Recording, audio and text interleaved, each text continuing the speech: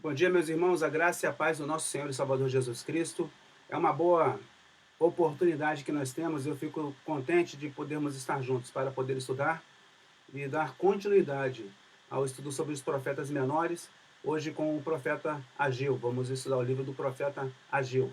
Fico também animado porque tenho aqui os irmãos que estão acompanhando e que desejam também conhecer um pouco mais do que o Senhor falou através desses profetas, que muitas vezes são realmente relegados a um segundo plano na leitura bíblica, porque é uma seção muito pequena realmente da Escritura Sagrada e passa-se muito rapidamente. Mas nós temos a oportunidade de fazer isso hoje e vamos fazer com alegria, né, com animação.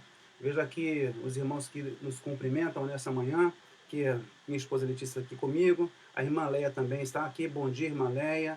Bom dia, irmão Hudson. Deus abençoe, meu irmão. Bom dia, irmão Fernando, meu amigo de seminário, está aqui conosco também. Bom dia, irmã Lígia.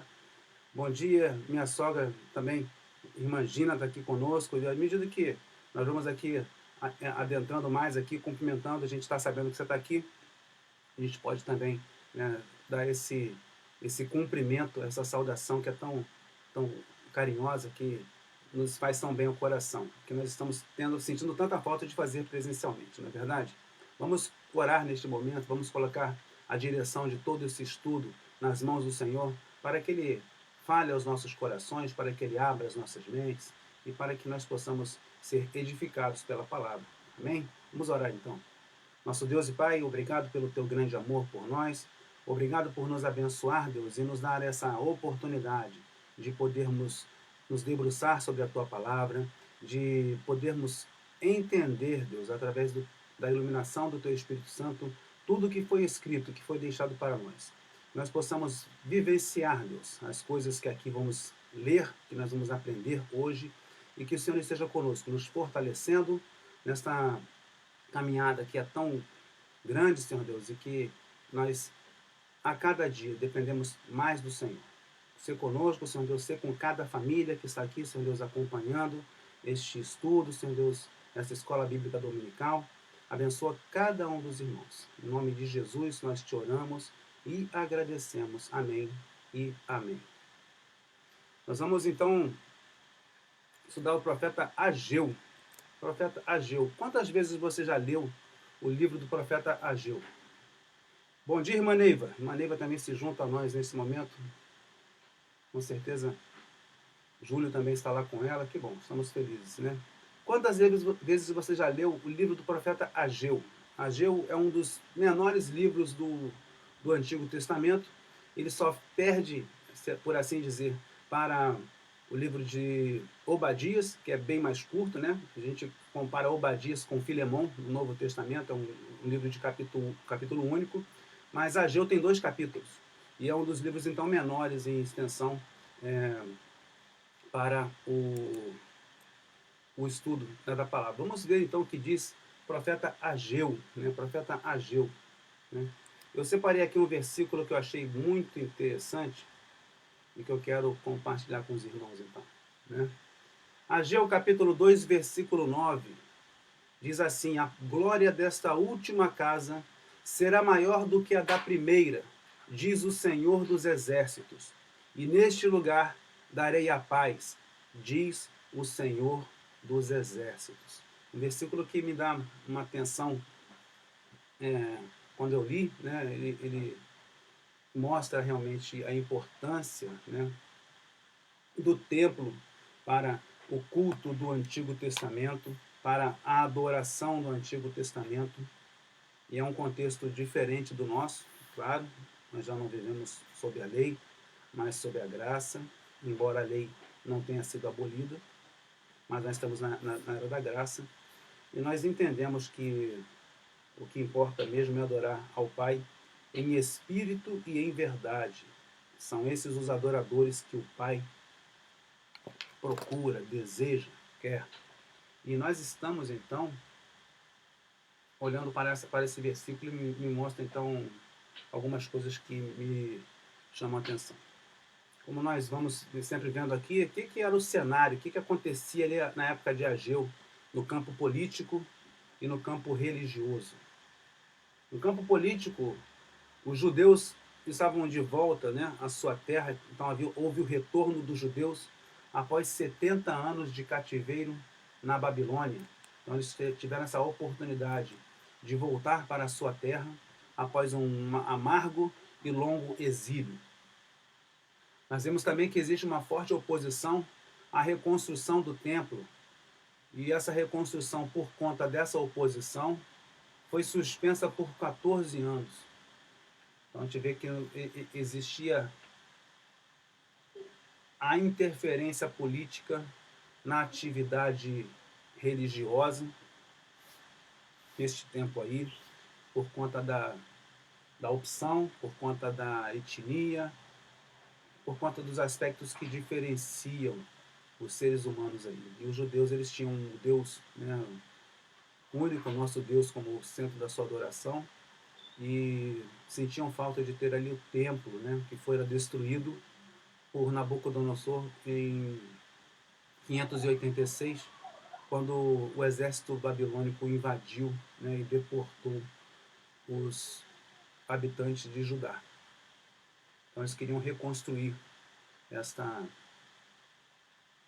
esse edifício para a sua adoração. O irmão Alaí também está conosco. Bom dia, irmão Alaí. No campo religioso, nós vemos aí o reinício das ofertas em Jerusalém. Então, com o templo sendo reconstruído, com o altar, que foi o primeiro elemento do templo que foi reerguido, eles começaram então a refazer as ofertas, né, conforme a lei mosaica. Entretanto, como eles não conseguiram levar adiante a reconstrução do templo, houve um esfriamento nessa questão das ofertas, né? Então o povo ele ficou muito dependente do templo, e era a sistemática deles realmente era que houvesse o templo como centro de adoração, como centro de comunhão, como centro de ofertas, né? Não muito diferente do nosso, mas é claro que nós entendemos hoje o conceito de igreja de uma forma melhor. Nós vemos então que com isso eles se voltaram para os seus interesses seculares, eles cuidavam, né, vamos dizer assim, vamos cuidar das nossas vidas, uma vez que a gente não consegue fazer a adoração, não consegue entregar as ofertas como nós queremos. Olha só que interessante isso. Vamos voltar para as nossas vidas, vamos cuidar das nossas vidas, uma vez que nós não conseguimos fazer do jeito que nós queremos. E Deus alerta ao povo da prioridade em reconstruir o templo, né? E aí mostra algumas consequências realmente desse desdém, desse desprezo que foi colocado as coisas de Deus ali, e aí as consequências que vinham, né, para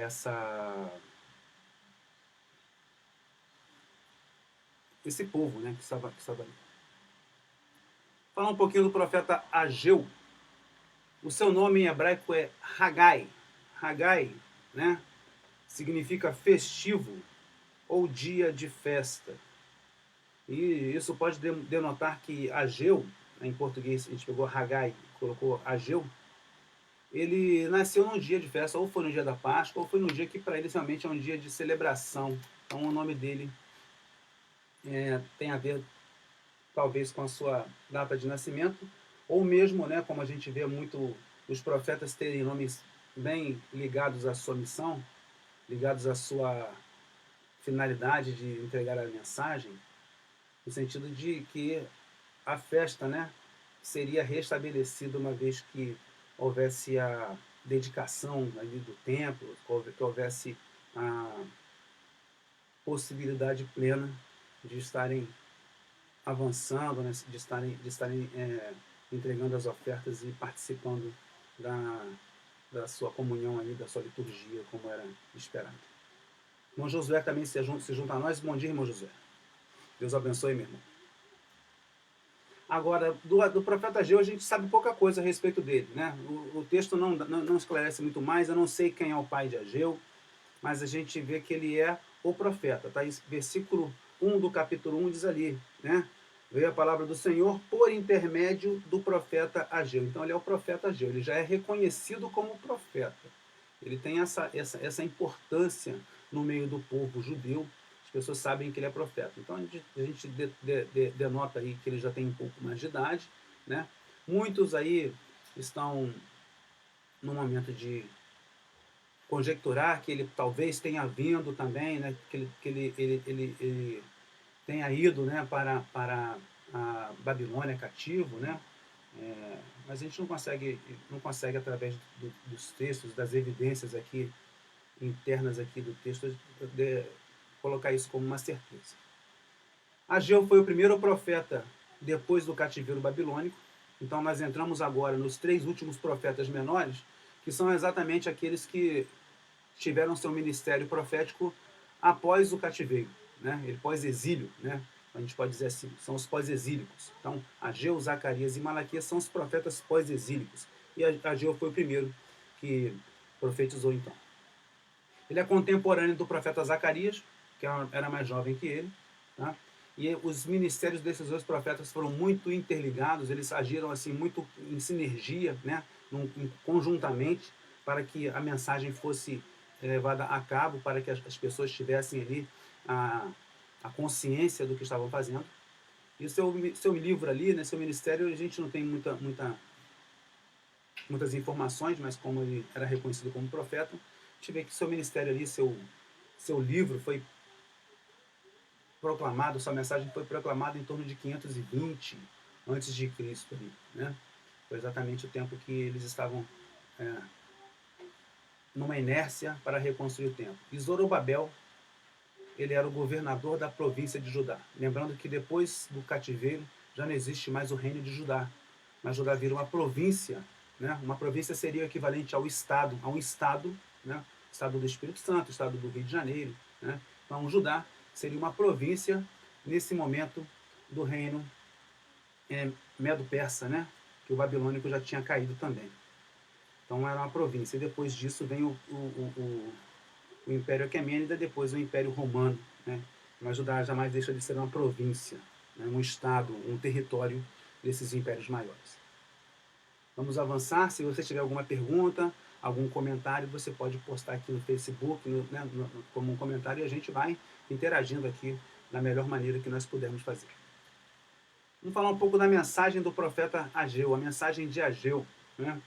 Primeira coisa que é inegável e que está declarado no texto é que é uma mensagem transmitida, né, pelo Senhor. O Senhor transmitiu. Está aqui, né? Primeiro versículo do capítulo 1. No 2º ano do rei Dario, no 6º mês, no 1º dia do mês, veio a palavra do Senhor por intermédio do profeta Ageu. Então, não é a sua opinião, não é a sua visão, não é o que ele acha, é o que o Senhor ordenou que ele falasse. E é exatamente como nós vemos estudando desde o início, a mensagem profética ela tem que vir da parte do Senhor.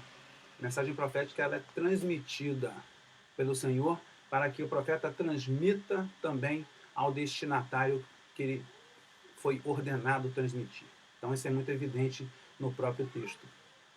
Ela foi transmitida primeiramente a Zorobabel, que Zorobabel era governador de Judá, da província de Judá, e a Josué, que era o sumo sacerdote, e depois ao povo. Né? Tá aqui então, primeira coisa, tá também no versículo 1. Essa mensagem foi transmitida pelo Senhor por intermédio do profeta Ageu, a Zorobabel, filho de Sealtiel, governador de Judá, e a Josué, filho de Jeozadaque, o sumo sacerdote. Então, você vê que, e depois foi para o povo, obviamente, que eles tinham que transmitir para o povo. Mas a mensagem vem primeiramente para os poderes político e religioso, ou seja, para o governador, que é a mais alta instância política, e depois ao sumo sacerdote, que é a mais alta instância religiosa. Isso nos dá também uma noção muito clara de que existe uma separação entre o governo, né, o Estado e a igreja ali, né, a religião. A religião e a política sempre tem que andar separadas, porque se elas andarem muito ligadas, se elas estiverem unificadas em uma só pessoa, isso é uma tragédia, realmente. Então, por isso, a mensagem de Ageu vem para os dois poderes constituídos ali, o político e o religioso, de forma que eles se complementem, de forma que eles cumpram cada um o seu papel e que façam com que o povo ele se mova, né, por conta da mensagem que foi proclamada. A mensagem ela consiste num apelo para que o povo de Deus coloque em primeiro lugar o programa de Deus, a casa de Deus e o culto a Deus. Porque eles estavam realmente cuidando dos seus próprios interesses, como eu já disse, e aí ele é conclamado, então, o povo a se voltar para Deus, para colocar Deus numa posição que ele merece realmente. E a mensagem está falando muito do templo, né? O templo é o objeto da movimentação que o povo precisa fazer, porque eles deixaram de lado, por conta da dificuldade, eles deixaram de lado a construção do templo. Vamos em frente, então. O livro de Ageu, ele é um livro curto, tem 2 capítulos apenas na nossa divisão, mas ele tem aí 4 partes que são principais, né? A primeira parte vai do capítulo 1, do versículo 1 até o versículo 15, ou seja, é todo o capítulo 1, e que mostra a necessidade de que eles ajustem as prioridades. Então, a gente colocou aí, ajustando as prioridades, né? O capítulo 2, a parte 2, né? Vai do capítulo 2, do versículo 1 até o versículo 9, fala um pouco de desânimo e de paz, uma divisão que achei interessante de colocar aqui. A terceira parte fala da pureza essencial, do versículo 10 ao versículo 19 do capítulo 2. E a quarta parte fala do triunfo final, que vai do versículo 20 até o versículo 23 do capítulo 2. Então o livro de Ageu, apesar de ser curto, ele consiste em 4 sermões que são proclamados num período de aproximadamente 3 meses. E nós vamos ver isso conforme diz o texto. Tá? O texto mesmo dá. O livro de Ageu ele é muito rico em detalhes de data. E ele é incontestavelmente aceito por todos os críticos. Assim, não existe um crítico que vai falar, não, esse livro, ele não é, a data não é essa, tem as evidências no texto, o jeito que foi escrito dá pra gente uma data posterior, porque tem muito disso, tem muitas pessoas que vão buscar evidências no texto e dizem que os textos eles não são escritos pelas pessoas que ali estão proclamadas como autores, ou mesmo não são das datas que ali estão. Mas o livro de Ageu ele não tem uma contestação nesse sentido. Vamos aqui em frente então, gente. Primeira parte do livro de Ageu, os primeiros 15 versículos do capítulo 1, ou seja, o próprio capítulo 1. Acompanhe na sua Bíblia, nós vamos fazer aqui uma leitura e vamos ver então o que diz para a gente essa primeira parte. E diz assim, né? Olha um versículo que ficou chaveado aí, destacado, né? Versículo 8. Construam o templo para que eu me alegre, né? Edificai a casa para que dela me agrade e seja glorificado, diz o Senhor. Então, exatamente o versículo 8. A primeira parte aí, né, o capítulo 1, ele vai ser uma forte repreensão, primeiramente, porque o povo estava negligenciando a construção do templo. Tá? Aí, dos versículos 1 até o versículo 4. E aí nós vemos a data aí que está no texto, no 2º ano do rei Dario, no 6º mês, no 1º dia do mês. Né? Então isso vai ser aproximadamente 29 de agosto daquele ano ali, de 520 a.C., no nosso calendário. Convertendo para o nosso calendário aqui, seria 29 de agosto de 520. Muitas pessoas dizem 1º de setembro, então é uma variação de alguns dias, mas é isso aí, finalzinho de agosto, início de setembro foi quando foi proclamada essa primeira parte da mensagem dele ali. Vamos ler aqui o texto? No 2º ano do rei Dario, no 6º mês, no 1º dia do mês, veio a palavra do Senhor por intermédio do profeta Ageu, a Zorobabel, filho de Sealtiel, governador de Judá, e a Josué, filho de Jeozadaque, o sumo sacerdote, dizendo: Assim diz o Senhor dos Exércitos: Este povo diz: Não veio ainda o tempo em que a casa do Senhor deve ser edificada. Veio, pois, a palavra do Senhor por intermédio do profeta Ageu, dizendo: É para vós tempo de habitardes nas vossas casas bem acabadas, enquanto esta casa fica deserta? Então é muito interessante, porque vê a palavra assim, enquanto Deus diz, né, enquanto o povo diz que já não é chegado o tempo de construir, né, o templo ali por conta das dificuldades, da oposição que eles sofreram. Zorobabel veio da Babilônia para reconstruir o templo. E quando chegou ali, ele até começou, né, houve o erguimento do altar, só que houve muita dificuldade, como a gente viu ali, né?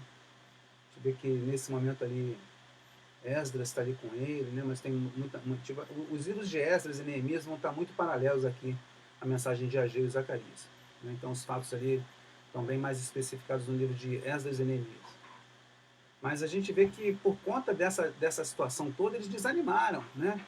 E decidiram então se voltar para as suas necessidades, se voltar para as suas vontades. E a gente diz aqui, os versículos 2, 3 e 4 falam exatamente isso aqui. O povo diz assim: não veio ainda o tempo em que a casa do Senhor deve ser edificada. Ou seja, nós entendemos que por conta das dificuldades, nós não temos que fazer isso agora.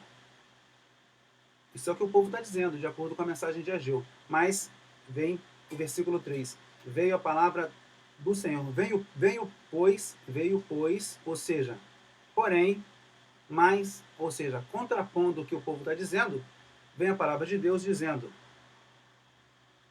É para vós tempo de habitardes nas vossas casas bem acabadas, enquanto a casa do Senhor fica deserta. Ou seja, quer dizer então que não precisa reconstruir o templo, porque vocês dizem que não é tempo de reconstruir o templo, mas vocês podem então fazer casas luxuosas, bem acabadas. Esse é o sentido da expressão aí, casas bem acabadas. São casas esplêndidas, tem painéis nas paredes, tem todo o luxo ali, né? Imagine a arquitetura moderna, tudo que você pode colocar na sua casa. E eles então se voltaram para esse intento aí de cuidar das suas casas, de viver bem, enquanto o templo estava lá destruído, enquanto o templo não existia. O que existia era somente um altar que nem estava sendo usado com frequência porque eles estavam desanimados de fazer os sacrifícios. Então esses 4 primeiros versículos mostram aí que deve se dar mais atenção, né, que eles estavam dando mais atenção a questões materialistas em vez de espirituais. E exatamente o que mostra a carnalidade das pessoas é colocar o espiritual em segundo plano. Quanto mais carnal for a pessoa, mais materialista será ela. Enquanto que a pessoa mais espiritual, ela vai trazer as coisas do reino em primeiro lugar e, como diz a palavra, todas as demais vos serão acrescentadas. Então exatamente é o contrário, a gente não tem que se preocupar com o material, vamos cuidar das coisas espirituais, da nossa vida espiritual, do nosso relacionamento com Deus em primeiro lugar, e depois o restante vem, porque nós confiamos num Deus que é provedor. Então é exatamente o que está colocando para eles ali. Os versículos 5 até o versículo 11 mostram as consequências dessa negligência, então. Vamos lá ler? Então, ora, assim diz o Senhor dos Exércitos: aplicai o vosso coração aos vossos caminhos. Semeais muito e recolheis pouco. Comeis, mas não vos saciais. Vestivos, mas ninguém se aquece.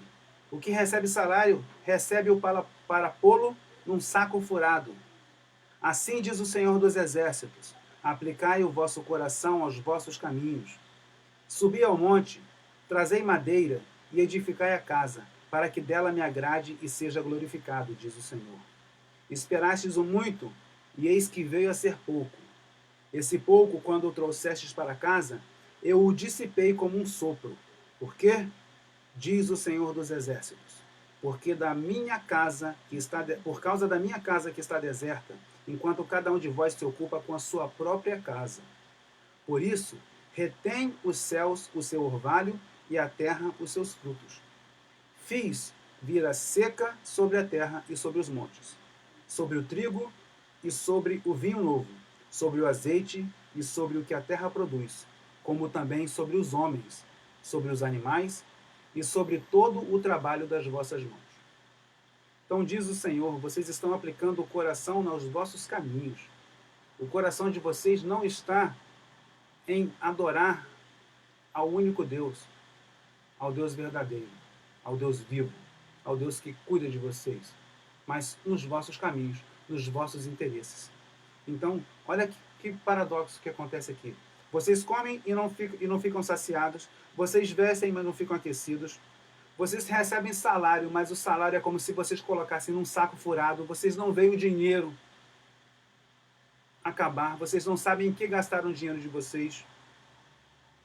Vocês têm que fazer o seguinte, têm que trazer, né? Versículo 8, subi ao monte, trazei madeira e edificai a casa, porque o templo ficava em cima do monte, lá em Jerusalém. E aí coloca lá exatamente, vocês esperam muito, mas vem ser pouco. E quando vem para casa, o pouco que vocês trouxeram é dissipado. Porque cada um de vós se ocupa com a sua própria casa. É um pecado. E aí Deus coloca, e ele coloca ali, eu retive o orvalho dos céus e os frutos da terra.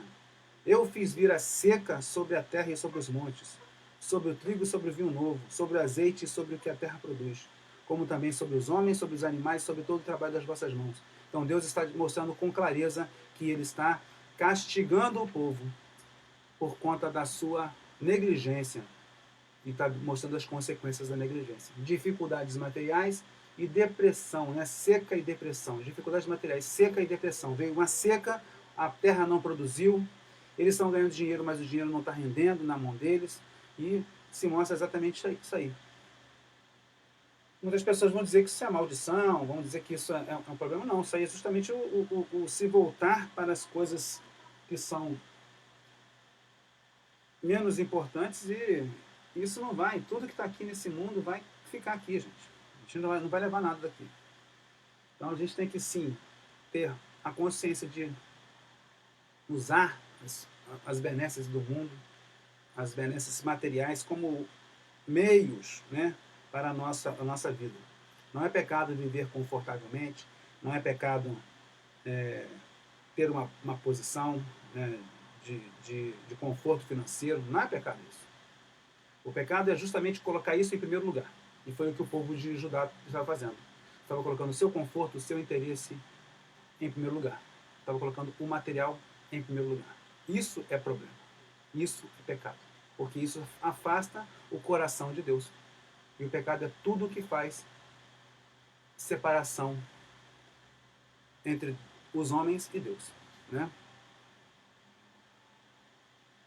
Irmão Alquemi está colocando aqui o versículo 4, chama a nossa atenção, que o povo está mais interessado nas coisas pessoais do que nas obras de Deus. Exatamente, não tem dúvida nenhuma.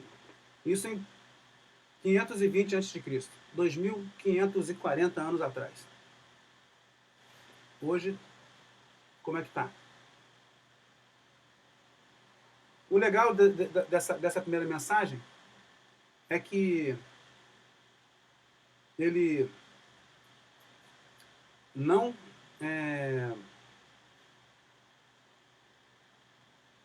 tem uma resposta evasiva. Como Deus coloca com clareza qual é a situação que está acontecendo, o povo também responde, né, rapidamente. Vamos lá, versículo 12 até versículo 15. Então a primeira mensagem, do versículo 1 até o versículo 11, vem no dia 29 de agosto ali. E aí no dia 21 de setembro, vem a resposta. Aí 20 dias mais ou menos de um mês depois, vem a resposta do povo aí. Então ouviu, versículo 12. Então ouviu Zorobabel, filho de Sealtiel, e Josué, filho de Jeozadaque, sumo sacerdote, e todo o resto do povo, a voz do Senhor, o seu Deus, e as palavras do profeta Ageu, como o Senhor, o seu Deus, o tinha enviado, e temeu o povo, diante do Senhor. Olha só que maravilha. Então Ageu, o mensageiro do Senhor, falou ao povo conforme a mensagem do Senhor. Eu sou convosco, diz o Senhor. Aleluia. De modo que o Senhor suscitou o espírito de Zorobabel, filho de Sealtiel, governador de Judá, e o espírito de Josué, filho de Jeozadaque, sumo sacerdote, e o espírito do povo, de todo o resto do povo. Eles vieram e trabalharam na casa do Senhor dos Exércitos, o seu Deus, ao 24º dia do 6º mês do 2º ano do rei Dario, ou seja, dia 21 de setembro aproximadamente. Uma resposta rápida. A mensagem de Deus foi poderosamente, plantada no coração do governador, do sumo sacerdote, de todo o resto do povo, e eles responderam, falou ao espírito deles, está dizendo aqui, eles vieram e trabalharam na casa do Senhor dos Exércitos, dos seus deuses. Uma resposta rápida é o que está sendo esperado dos servos do Senhor. Uma resposta rápida ao que está sendo proclamado pelos homens de Deus que estão aí proclamando a palavra. É responder rapidamente. Não tem motivo para ter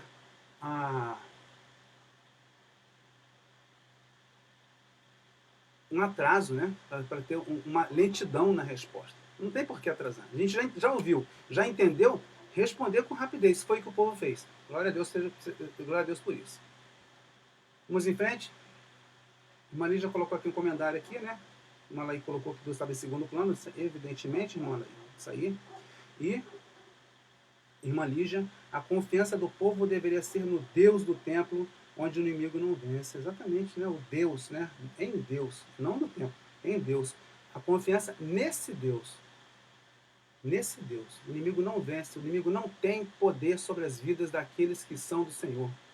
Entenda isso, o inimigo das nossas almas não tem poder sobre as nossas vidas, porque nós somos do Senhor, porque nós estamos debaixo da poderosa e potente mão de Deus. Então não tem como a gente estar sendo, de fato, afetado aí, de uma forma significativa. Nós podemos sim, por conta da vontade do Senhor, passar por pelas provações, como Jó passou, mas isso tudo depende da vontade de Deus e não da vontade do inimigo. O inimigo não tem esse poder. Amém? Vamos em frente. Segunda parte. Desânimo e paz. Então, os primeiros 9 versículos do capítulo 9. Me chamou a atenção esse fragmento aí do versículo 9. Neste lugar estabelecerei a paz. Então, a gente vê que existia uma glória inadequada no templo atual. Versículos de 1 a 5 do capítulo 2. Vamos ler juntos? No 7º mês, ao 21º dia do mês, veio a palavra do Senhor por intermédio do profeta Ageu. Fala agora a Zorobabel, filho de Sealtiel, governador de Judá, e a Josué, filho de Jeozadaque, sumo sacerdote, e ao resto do povo. Dize-lhes: quem há entre vós, dos sobreviventes, que viu esta casa na sua primeira glória? E como a vedes agora? Não é esta como nada em vossos olhos comparada com aquela? Ora, esforça-te, Josué, filho de Jeozadaque, sumo sacerdote, e esforçai-vos todo o povo da terra, diz o Senhor, e trabalhai, porque eu sou convosco, diz o Senhor dos exércitos. É esta a aliança que fiz convosco quando saístes do Egito, e o meu espírito habita no meio de vós. Não temais. Olha só o que acontece. Eles estão reconstruindo o templo. Estão começando ali. Quando você tem um projeto e começa a levantar um edifício, é o que eles estavam fazendo, levantando o edifício do templo, eles já sabem qual vai ser o tamanho, qual vai ser a dimensão, eles já têm um desenho na mente deles. Eles não começam a fazer uma coisa sem saber como vai terminar. E eles, obviamente, que eles sabiam que aquele templo que iria ser erguido ali não era nem de longe glorioso como o templo de Salomão, que fora destruído por Nabucodonosor.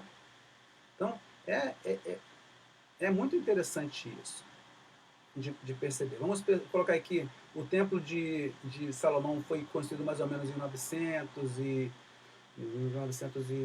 800, 1000, Davi, 1040, 1010, mais ou menos 940, 950, né? E durou aí até 586, então durou em torno de 440 anos mais ou menos, né? Esse templo aí erguido. E eles estavam vendo que esse templo que eles estavam construindo não ia ser tão bom como tão bom do ponto de vista humano, tão bom do ponto de vista de grandiosidade, tão bom do ponto de vista de extensão dentro do que eles queriam fazer. Então isso gerou neles um desânimo, porque vou fazer uma coisa aqui, mas não é do jeito que era o anterior. Não vai ser desse jeito aqui. Então deu um desânimo neles aqui. Eles ficaram com o coração meio desanimado realmente. Versículo 3. Não é esta como nada em vossos olhos comparada com aquela? Então, quer dizer, estão todo esforço ali de construir, mas aos olhos deles é como se aquilo ali fosse nada. E às vezes acontece isso, a gente está fazendo grandes coisas, está engajado em trabalhar para Deus, mas aos nossos olhos parece que a gente não está fazendo nada, parece que os outros estão fazendo mais, parece que outras pessoas fazem mais do que nós, a gente fica desanimado. Mas Deus fala com eles: eu sou convosco. A presença de Deus está garantida naquele lugar. Não importa se ele é menor do que o anterior, não importa se ele é menos luxuoso, não importa se ele é menos elaborado, mas Deus estará presente ali e isso é o que importa verdadeiramente. O meu espírito habita no meio de vós, não temais. Isso que é o mais importante. Essa mensagem, como diz aí, veio no 7º mês ao 20º dia ao 21º do mês, dia 21 do 7º mês, que é mais ou menos 17 de outubro. Ou seja, receberam a repreensão dia 29 de agosto, começaram a construir dia 21 de setembro e dia 17 de outubro, menos de um mês depois, eles estavam desanimados porque viam que não ia dar ali, não ia ser do jeito que eles queriam, né? Essa construção começou em 21 de setembro e ela deve ter ido até março mais ou menos. Então, em 6 meses eles construíram, né? O templo de Salomão, pela sua grandiosidade, ele demorou, se não me engano, se não me falha a memória, em torno de 12 anos para ser construído. Uma coisa me falhou aqui agora, me perdoem, eu posso procurar depois, mas foi um bom tempo que demorou para ser construído o templo de Salomão. E esse templo estava sendo erguido em 6 meses, né? Então a gente vê como que é de fato a diferença, né, entre esses templos, assim, pela sua estrutura e pela dinâmica que eles estavam trabalhando ali. Então eles ficaram desanimados por conta disso, né? Mas ali, a gente vê nos versículos 6 até o versículo 9, a glória messiânica do tempo futuro, que está ali exatamente. Se eles tinham uma glória inadequada no tempo atual, porque o tempo era pequeno, porque o tempo não era tão grandioso, eles teriam ali a diferença essencial no que viria na glória do Messias nesse templo aí. Vamos colocar? Versículo 6, vamos ler juntos? Assim diz o Senhor dos Exércitos: ainda uma vez dentro em pouco, abalarei os céus, a terra, o mar e a terra seca. Abalarei todas as nações, e o desejado de todas as nações virá, e encherei esta casa de glória, diz o Senhor dos Exércitos. Minha é a prata, e meu é o ouro, diz o Senhor dos Exércitos. A glória desta última casa será maior do que a da primeira, diz o Senhor dos Exércitos. E neste lugar darei a paz, diz o Senhor dos Exércitos. A glória de Deus é muito superior à prata, a ouro, à grandiosidade, a luxo, à ostentação. Isso é muito maior, a glória de Deus. E veja o que está colocando aqui. Esses versículos aqui vão dar para nós uma promessa messiânica. Olha aqui, versículo 7. O desejado de todas as nações virá. O desejado de todas as nações virá. Esse é Jesus, o nosso Salvador, que virá para proclamar nesse templo aqui. É esse templo aqui que depois foi reformulado e que foi remodelado por Herodes, e aí sim esse remodelamento de Herodes demorou, Herodes o Grande, né? Ele demorou em torno de 40 anos, que é o que a gente vê lá no texto, quando o Senhor Jesus ele fala que vai derrubar esse templo em 3 dias, né? Ele será reerguido, e os fariseus falam para ele: mas esse templo demorou 40 anos para ser construído, você vai destruir em 3 dias, ele está falando dele mesmo, do corpo dele, né? Do templo dele que ele iria ser destruído pela morte, mas reerguido pela ressurreição. E os fariseus não entenderam isso. Mas a gente está dizendo que exatamente nesse templo aí, que apesar de ter o templo de Herodes remodelado, é o mesmo templo. Esse templo que está aí, ele durou do ano então, de 515, 516 que ele foi terminado, começou em 520, né? Perdão, começou em 520, eu falei que foi 6 meses, me enganei aqui, olhando aqui agora, eu cometi esse engano, tenho que corrigir. Demorou em torno de 5 anos para construir esse templo, e não 6 meses, seria impossível, que absurdo. Em torno de 5 anos para construir esse templo, então foi em 520, em 515 que ele foi reinaugurado, dedicado ao Senhor. Ele durou até o ano 70 depois de Cristo. Então ele durou 585 anos mais ou menos, ou seja, mais do que o primeiro templo, o templo de Salomão, que era muito maior, mas que foi destruído pelos babilônios, né, com Nabucodonosor. Então esse templo durou mais tempo. Então nesse sentido temporal, nesse sentido material, a glória dessa última casa será maior do que a primeira, porque de fato ele durou mais tempo na história. Do ponto de vista espiritual, a glória foi maior porque ali o Messias veio para entregar a sua mensagem. Ali o Messias esteve para nos trazer a salvação. Ali o Messias estava todos os dias, né, pregando ali quando houve a sua intenção ali.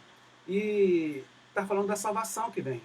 O templo de Salomão não podia, né, colocar em todo o seu sistema sacrificial e tudo mais que havia a salvação, mas uma vez que o Messias veio e dentro desse templo trouxe a mensagem, aí sim é o que está dizendo no versículo 7. Abalarei todas as nações e o desejado de todas as nações virá, e encherei esta casa de glória, diz o Senhor dos Exércitos.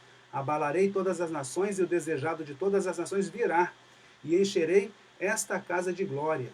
Então é o que aconteceu. Aquele templo ali, menor do que o primeiro, né, menos luxuoso e tudo mais, ele seria enchido de glória porque o Messias prometido, porque o Deus encarnado estaria passeando por ele ali, andando por esse templo. É isso que é importante. Vamos ver aqui algumas imagens aqui dos templos aqui. Temos aqui embaixo o templo de Salomão, né? Nós temos aqui uma pequena parte aqui com um grande altar ali, né? Vai ser de bronze ali, que fazia todos os sacrifícios ali, né? A suntuosidade desse templo, né? Você vê o tamanho dele, o edifício. Vamos dar uma olhadinha no edifício aqui, né? Lá tem 1, 2, 3, 4, 5 andares aí mais ou menos. Está um templo grande aí, tem um grande pátio, né? Você vê aqui o entorno dele. O templo de Zorobabel, esse aqui de cima, né? Você vê que já é bem menor o pátio aqui, né? Parece que está mais apertado, né? Parece que está mais restrito de espaço aí de fato, né? E esse templo de Zorobabel foi o que foi remodelado então por Herodes o Grande, né? E colocou assim aumentou o pátio, né? Aumentou ali a disposição então do templo, fez uma reforma nesse templo aí de forma que ele ficasse mais vistoso para que eles pudessem fazer os seus sacrifícios ali, né, e cumprir a liturgia da sua adoração ali. Mas essa seria a diferença ali dos templos aí que a gente está mostrando aqui. Irmão Alair está colocando um comentário aqui também. Deus tem que ser colocado em primeiro plano em nossas vidas, para que as nossas bênçãos sejam abundantes. Não há dúvida nenhuma. Não há dúvida nenhuma. A consequência da obediência é a bênção. A consequência da desobediência já não é bênção, né? Então é complicado, né? Nós não fazemos barganha com Deus. Nós não trocamos as coisas com Deus. Mas é evidente que todos os que são fiéis e obedientes a Deus, eles são abençoados. É evidente. Não é troca, não é barganha. Não quer dizer também que porque você está passando uma dificuldade, uma provação, porque você não é de Deus e você não é abençoado, não. Deus ele pode permitir que você passe por dificuldades e provações. E ainda assim você vai ser um filho de Deus e está garantido com ele durante toda a eternidade. Amém? Vamos avançar aqui. A terceira parte aqui do livro fala para nós da pureza que é essencial. Então, os versículos 10 a 19 do capítulo 2. Vamos ler aqui? Me chamou a atenção essa parte do versículo 14. Tudo o que fazem e tudo o que me oferecem é impuro. Versículo 14. do capítulo 2. Vamos ler aqui, capítulo 2, dos versículos 10 a 19. Diz assim: Ao 24º dia do 9º mês, no 2º ano de Dario, veio a palavra do Senhor por intermédio do profeta Ageu. Assim diz o Senhor dos Exércitos: Pergunta agora aos sacerdotes acerca da lei. Se alguém leva carne santa na borda do seu vestido, e com ele toca no pão, ou no guisado, ou no vinho, ou no azeite, ou em qualquer outro mantimento, ficará ele santificado? Os sacerdotes responderam: Não. Então disse Ageu: Se alguém que se tinha tornado impuro pelo contato com um corpo morto tocar na alguma dessas coisas, ficarão elas imundas? Os sacerdotes responderam: Ficarão imundas. Então disse Ageu: Assim é este povo, e assim é esta nação diante do meu rosto, diz o Senhor. Tudo o que fazem e tudo o que ali oferecem é imundo. Agora considerai o que acontece desde aquele dia. Antes de pordes pedra sobre pedra no templo do Senhor, antes daquele tempo, alguém vinha a um monte de 20 medidas e havia somente 10. Vinha ao lagar para tirar 50, havia somente 20.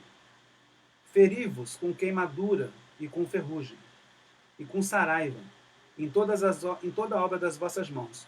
Contudo, não houve entre vós quem voltasse para mim, diz o Senhor. Deste dia em diante, desde o 24º dia do 9º mês, desde o dia em que se fundou o templo do Senhor, considerai estas coisas. Há ainda semente no celeiro? Até agora, a videira, a figueira, a romeira e a oliveira não têm dado os seus frutos, mas desde este dia vos abençoarei. Então, essa parte da pureza fala de duas coisas aí. Primeiro, uma desgraça econômica que aconteceu por conta dessa negligência no templo. Não basta ter o templo, não basta edificar o templo. O que Deus quer é que as pessoas estejam corretas com Ele interiormente. Ele coloca aqui uma figura aqui no início e fala assim, se alguém pega a carne que é santa, ou seja, que foi separada para o sacrifício, né, para a oferta, para o holocausto, e se eu pegar essa carne e tocar no pão, no guisado, no vinho, no azeite ou em qualquer outro mantimento, os outros alimentos, os outros mantimentos vão ficar santos também, por conta desse pedaço que foi aqui consagrado? E o sumo sacerdote fala, não. O sacerdote fala, não, não vai ficar. Santidade não vai passar para as coisas por conta de objetos, não vai passar através de objetos. Santidade não se transmite através de objetos do templo. E aí é a questão, tem muitas pessoas que ainda em 2020 acham que o templo é sagrado, que o templo ele tem poderes de santificar as coisas que ele vão. Eu vou ao templo porque lá eu vou me santificar. Não, você se santifica para ir ao templo. Você separa, você se consagra, você limpa e purifica a sua mente, o seu espírito, o seu corpo, para ir ao templo levar adoração. Não é o templo que santifica e purifica a nós. Nós os purificamos para ir ao templo. E a questão é que eles achavam que o templo seria uma forma de serem santificados. Não é o caso. Entretanto, ele diz ali que se alguém que se tornou impuro pelo contato com o corpo morto tocar em alguma dessas coisas ficará imundas, aí eles disseram que sim. Então quer dizer, a impureza, a imundície, né, cerimonial, ela vai contaminar as outras coisas. Vai contaminar o ritual. Por quê? Porque não há como você dizer que todo o corpo, se existe um membro que está em pecado notório dentro da comunidade de fé, dentro da igreja, aquele corpo está contaminado. O pecado está dentro daquele grupo ali. Porque a igreja é um corpo. Então, se existe um, vai deixar tudo impuro. Deixar aquele corpo impuro. Por isso que é necessário que se trate o pecado com seriedade. Que se trate o pecado com a devida forma de se tratar. Para que ele não cresça, para que ele não se alastre e para que ele não se torne normal. Porque ele contamina. O pecado é altamente contaminante. E nós devemos notar isso com muita atenção. Deus deseja que as pessoas estejam interiormente puras e santificadas para estar na sua presença. Essa mensagem veio para ele no dia 18 de dezembro, mais ou menos. E já são as últimas partes da mensagem do profeta Ageu, foi no dia 18 de dezembro, no ano de 520. Então é importante notar isso. As coisas santas do templo não vão santificar as outras coisas, mas as coisas impuras, elas podem contaminar todo o restante. O pecado é assim, o pecado ele é um problema seríssimo. E o pecado é muito mais do que um problema. O pecado é pecado. A impureza é impureza. A imundícia é imundícia. Só tem jeito de limpar o que está sujo, né? Com a água do Espírito, né? Que a gente sempre fala. Então precisamos ter essa noção. A pureza é essencial diante de Deus. E aí vem todas as questões. Deus coloca ali que antes de eles começarem a colocar esse templo de pé, de começar a erguer, eles tinham todos a causa de sofrimento ali, né? Ele ia até o monte, tinha 20 medidas, ele esperava colher 20 medidas, mas só tinha 10. Iam ao lagar para colher 50, mas só tinha 20. Então eles tinham dificuldades materiais, econômicas, por conta dessa negligência também espiritual. E não somente pela falta do templo. A falta do templo, a desatenção em construir o templo é justamente uma consequência da sua desordem também espiritual, principalmente. As coisas de Deus que são visíveis, elas só vão ser negligenciadas a partir do momento em que internamente nós estamos negligenciando o nosso espiritual. Então nós precisamos estar em profundo relacionamento e contínuo relacionamento com Deus.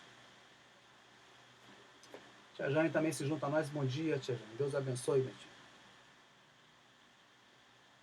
Temos aqui também a questão, uma bênção que é econômica pela construção do templo. Uma vez que eles se voltaram, que houve um quebrantamento, que houve uma volta e uma intenção, então, de se dar atenção às coisas de Deus, então, o Senhor coloca aqui, desde este dia, versículo 19, desde este dia eu vos abençoarei, ou seja, a partir do momento que vocês se voltaram, a partir do momento que vocês confessaram o seu pecado. Versículo 17 diz que não tinha ninguém que se voltasse para ele. Mas a partir daquele momento, desde o dia diante, desde o 24º dia do 9º mês, ou seja, desde o dia 29 de agosto, que foi quando começou lá a construção do templo, perdão, dia 21 de setembro, quando vocês começaram a construir o templo, aí o Senhor está considerando essas coisas. Ou seja, Deus ele responde à confissão e ao arrependimento com bênção. Mas desde este dia eu vos abençoarei. A bênção do Senhor é sobre todos aqueles que se colocam com sinceridade e humildade diante dele. Isso é essencial. Isso só vem de um coração que está puro realmente. Um coração que é imundo, um coração que é sujo, ele é orgulhoso, ele é arrogante, ele não se volta para Deus, ele não considera Deus como o primeiro lugar. Mas ele acha que a vida dele, as coisas dele, os interesses dele são mais importantes de serem saciados, de serem atendidos em primazia. E indo para a última parte, estamos aqui terminando agora, o triunfo final, essa última parte aqui que nós estamos vendo aqui. O triunfo final. E a parte do versículo 23 que me chama a atenção é essa aí. Farei de você um anel de selar. Eu até coloquei a imagem de um anel de selar, né? E anel de selar é exatamente isso, é um selo, né? E o selo, como era utilizado nessa época aqui, não era como nós usamos hoje, um selo de papel que você cola ali, né? Que é adesivo que você cola na carta para postar a sua correspondência. Não sei quem posta a correspondência ainda hoje, né? Mas as pessoas mandam e-mail, mandam WhatsApp, mandam Messenger, mandam qualquer coisa, mas carta mesmo está em desuso. E o selo que nós usamos hoje em dia nem é um selo que vai selar nada, porque ele é colocado na frente da carta. Se você perceber aqui nessa imagem, o selo ele era colocado exatamente ali na junção, né, onde era fechado o envelope. E ela era feita de cera. Cera que era aquecida, derretida e pingada então sobre essa junção ali. E aí, quando essa cera estava ainda mole, eles pegavam um anel e pressionavam nessa cera para que ficasse ali a marca daquela pessoa.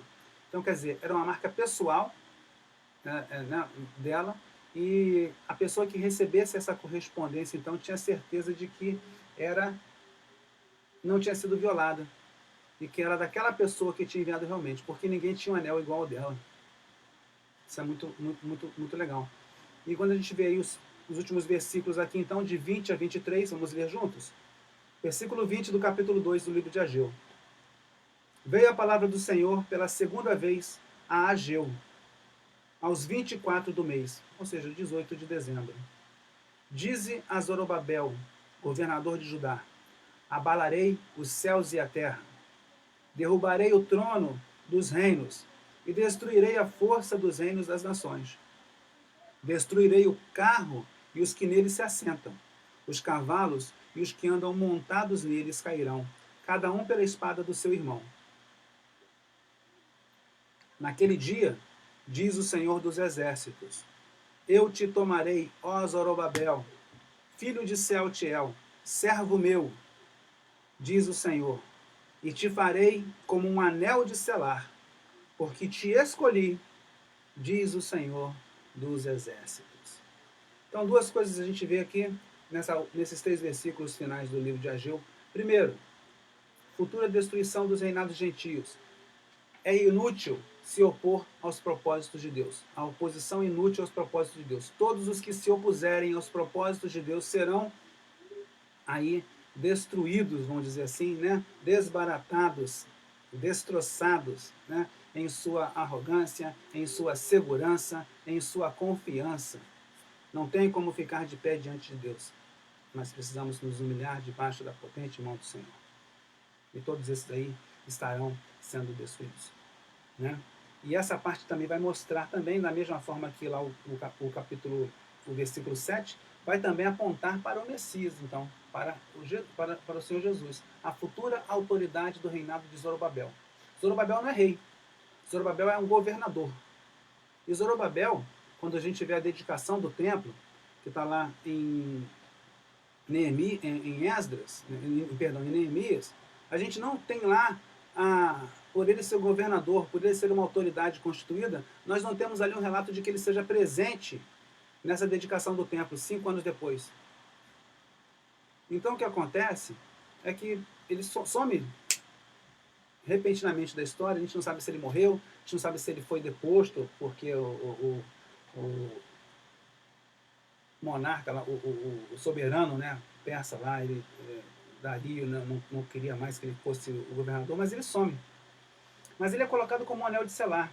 Ele é colocado como aquele que vai ser usado como um símbolo de autoridade real.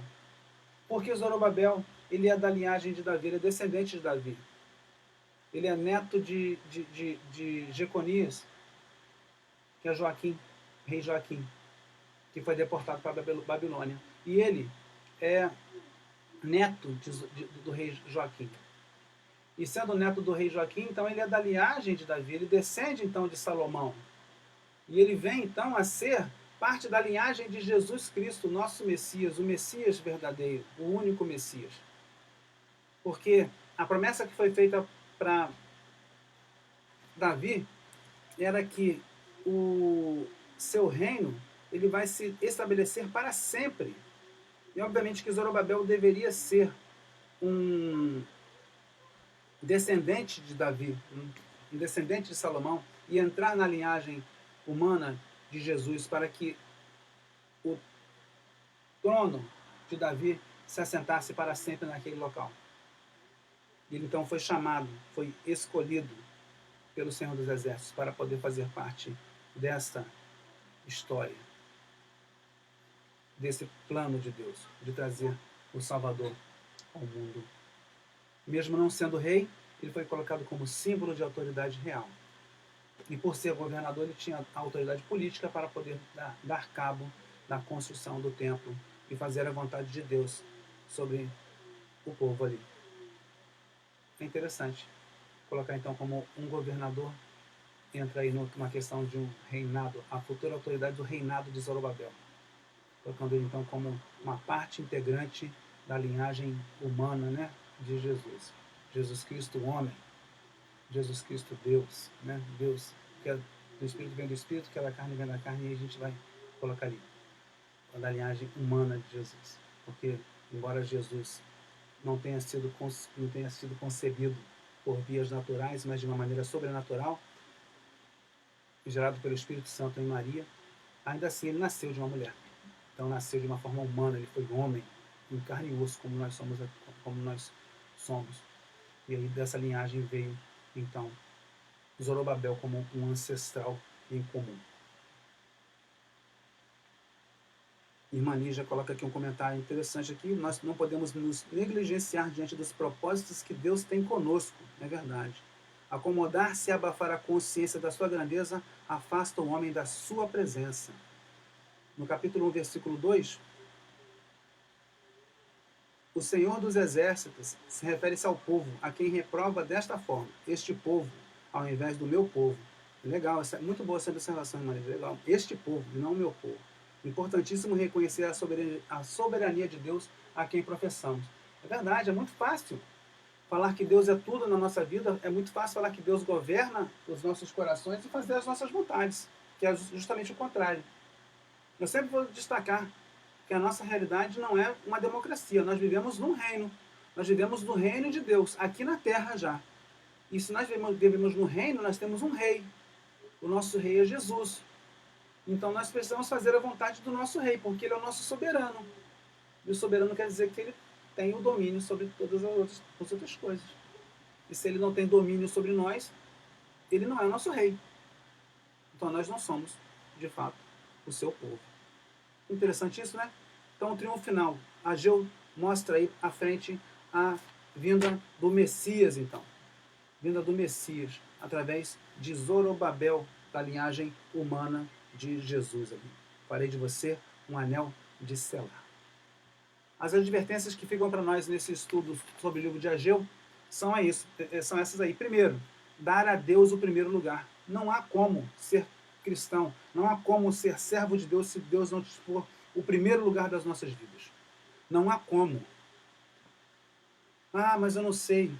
Eu tenho visto muitas pessoas colocar de uma maneira muitíssimo inadequada, e eu devo falar, que os trabalhos, vou colocar entre aspas isso, tá, gente? Os trabalhos da igreja, fecha aspas, são voluntários. Que nós fazemos isso voluntariamente. E aí coloca como que o voluntariado cristão fosse uma realidade. Eu não consigo enxergar dessa forma. O voluntariado é quando você tem um tempo e você vai lá e faz então uma obra, faz um serviço e se engaja em alguma causa. Quando você tem tempo, depois dos seus interesses. É um voluntariado. Agora, o serviço do reino de Deus não é voluntariado. O serviço do reino de Deus é chamado. O serviço do reino de Deus é missão. E nós precisamos colocar essa missão em primeiro lugar, mesmo que os nossos interesses sejam contrariados, mesmo que os nossos planos sejam colocados em segunda instância, mesmo que nós venhamos a tomar prejuízo por conta disso, porque nós estamos engajados, porque nós recebemos a missão e porque nós obedecemos. Então nós não podemos chegar e dizer que nós somos voluntários, que nós fazemos as coisas para Deus voluntariamente. Nós vivemos no reino, então o rei, ele ordena e nós obedecemos. Não há como dizer que o trabalho do reino de Deus é voluntário. Claro que ninguém é obrigado também a fazer. As pessoas fazem de boa vontade, mas o de boa vontade não quer dizer voluntário. No sentido de voluntariado que o mundo entende e coloca. A segunda coisa que nós vemos é que dificuldades, incompreensões e obstáculos não são desculpas para a negligência com as coisas de Deus. Na nossa caminhada cristã, na nossa caminhada com o Senhor, nós vamos encontrar sim dificuldade, incompreensão, obstáculo, muitas vezes dentro da igreja. Muitas vezes pessoas que são nossos irmãos em Cristo vão nos dificultar a vida cristã. Pensa que paradoxo. Pessoas que são irmãos em Cristo dificultando a nossa vida. E aí por isso nós vamos desanimar e vamos deixar de fazer a obra de Deus por conta do irmão ou das pessoas que nos dificultam. Não há como, não há desculpa. Nós temos que nos manter firmes no serviço. Como diz aquele hino, no serviço do meu rei eu sou feliz, obediente, corajoso. É isso que nós precisamos colocar todo o tempo nas nossas vidas. Pureza e santidade são indispensáveis em nossas vidas. Deus é santo. Sede santos porque eu sou santo, diz o Senhor. Pureza e santidade é o que Deus quer. Quando Samuel foi ungir Davi como rei, ele falou para Samuel, não olhe com os seus olhos, porque eu não vejo como o homem vê, mas eu atento para o coração. Nosso Deus olha para o nosso coração. E por fim, como nós dissemos lá, fazer oposição a Deus é inútil, né? Porque todos os que se opõem a Deus serão destruídos.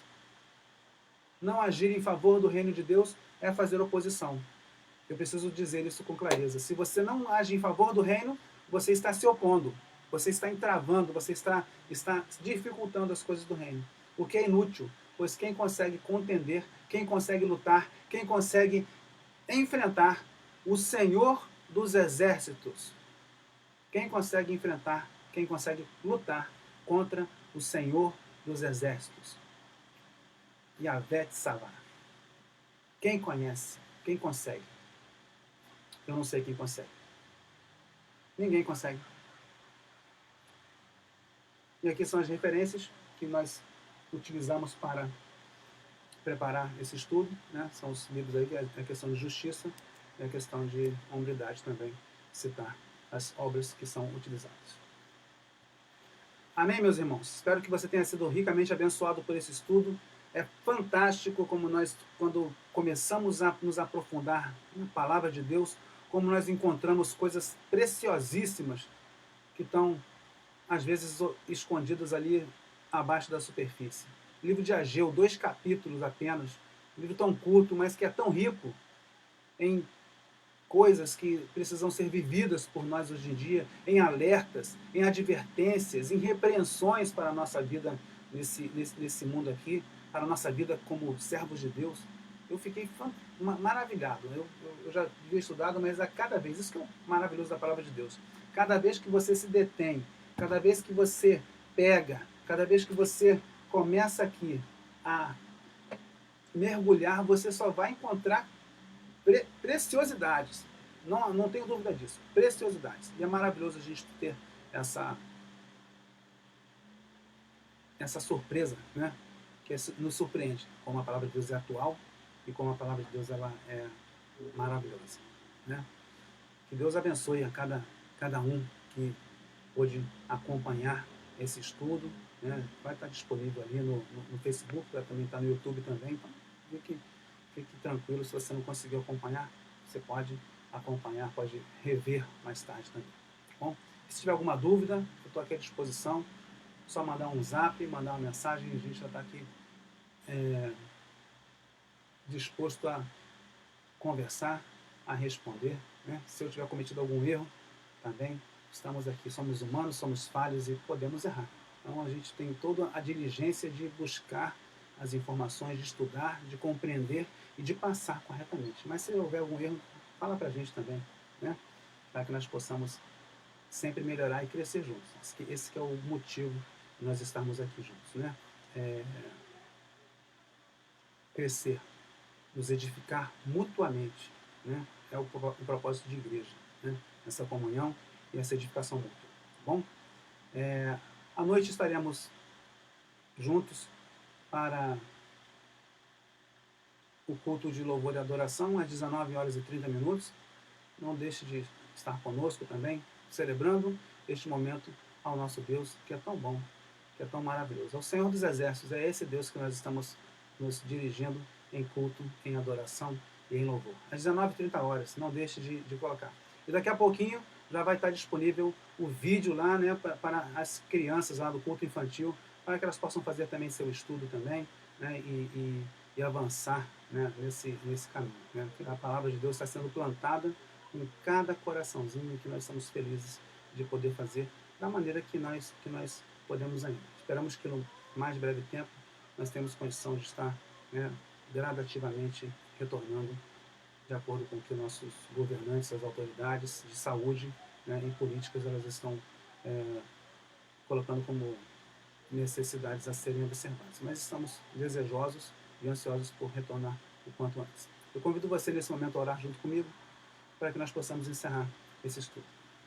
Nosso Deus e Pai, muito obrigado pela Tua palavra, Senhor Deus, que foi aqui neste momento estudada, que foi exposta, Senhor Deus, que foi lida, Senhor Deus.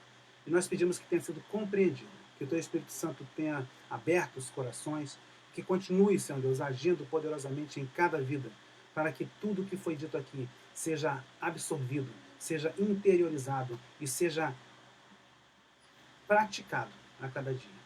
Porque nós precisamos sempre da tua orientação, sempre do teu discernimento para poder ver as coisas com clareza, Senhor Deus. Abençoa cada vida, cada irmão, cada irmã que nos acompanhou neste momento, nesse estudo. Estamos em culto ao Senhor. Quando nós nos debruçamos sobre a tua palavra com o interesse de aprender mais do Senhor, estamos também adorando ao Senhor, porque nós queremos estar mais próximos de ti. Obrigado porque o Senhor nos tem oportunizado este canal e esta ferramenta para fazermos isso. Muito obrigado, Deus, por cada pessoa, por cada vida que esteve aqui conosco hoje. Em nome de Jesus, nós oramos e agradecemos, Senhor Deus. Amém e amém. Tenham todos um ótimo dia na presença do Deus maravilhoso e que nós possamos estar à noite juntos. Amém? Fiquem todos com Deus.